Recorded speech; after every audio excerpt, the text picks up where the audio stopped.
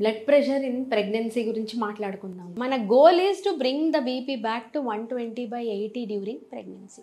దాంతో పాటు దానికి కావాల్సిన మెడికేషన్, దానికి కావాల్సిన ఫిజికల్ యాక్టివిటీ, ఒక 15 minutes morning and evening walk చేయడం, extra salt in the diet avoid చేయడం, అవసరమైతే మోర్ ఫ్రీక్వెంట్గా ప్రెషర్ మానిటరింగ్, ఐదర్ హాస్పిటల్కి అయినా రమ్మంటాం, లేదా సెల్ఫ్ మానిటరింగ్ కాన్ఫిడెంట్గా చేసుకోగలిగి కమ్యూనికేషన్లో ఉండగలిగితే. See, if somebody is monitoring their blood pressure on their own, then they should be given access to communicate that. Madam, ఈరోజు పెరిగింది. సో ఒక టీం ఉండాలి, డాక్టర్కి పేషెంట్కి మేనేజ్ చేయడానికి, ఈ కమ్యూనికేషన్ మేనేజ్ చేయడానికి ఒక టీం. సో ఇలా ఇవన్నీ వేరియస్ ఇన్స్ట్రక్షన్స్ మనం ఇస్తాం. And then we may call them for more frequent checkups. నార్మల్గా నెలకు ఒకసారి వస్తారు ఫస్ట్ 3-4 మంత్స్ వరకు కూడా ప్రెగ్నెన్సీలో. వీళ్ళని బ్లడ్ ప్రెషర్ మనం మానిటర్ చేయడానికి ఎక్కువ ఫ్రీక్వెంట్గా కూడా రమ్మనే అవకాశాలు ఉంటాయి.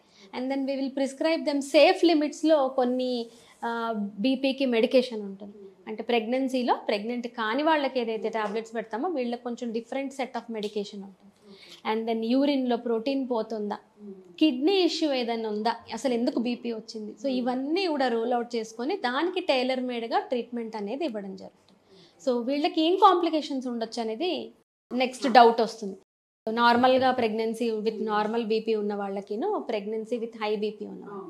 సో హై బ్లడ్ ప్రెషర్ అంటే బేసికల్లీ బాడీలో ఏం జరుగుతుంది, బ్లడ్ వెజల్స్ ఏదైతే దేంట్లోంచి అయితే బ్లడ్ ఫ్లో వెళ్తూ ఉందో మదర్ నుంచి బేబీకి, or in fact all over the body, ఈ బ్లడ్ వెజల్స్ నేరో అయిపోతుంది. కొలెస్ట్రాల్ వల్ల అయి ఉండొచ్చు, లేదా వెజల్ కన్స్ట్రిక్ట్ కావచ్చు. సో దాని దారి, బ్లడ్ వెజల్ దారి అనేది నేరో అవుతున్నప్పుడు దాని లోపల ఉండే బ్లడ్ ఎక్కువ ప్రెషర్తో ఫ్లో అవుతుంది. కామనే కదా. సో మరి అది స్పేస్ తగ్గినప్పుడు ప్రెషర్ పెరుగుతుంది. సో స్ట్రెస్ ఎక్కువ ఉందా అవాయిడ్ చేసుకోవాలి.